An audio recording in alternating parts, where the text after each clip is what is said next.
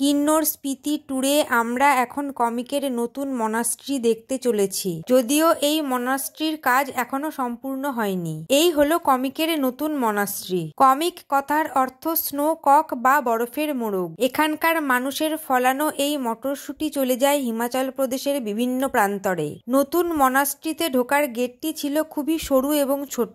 কাঁচের ভিতরে বিভিন্ন দেবদেবীর মূর্তি সাজানো রয়েছে।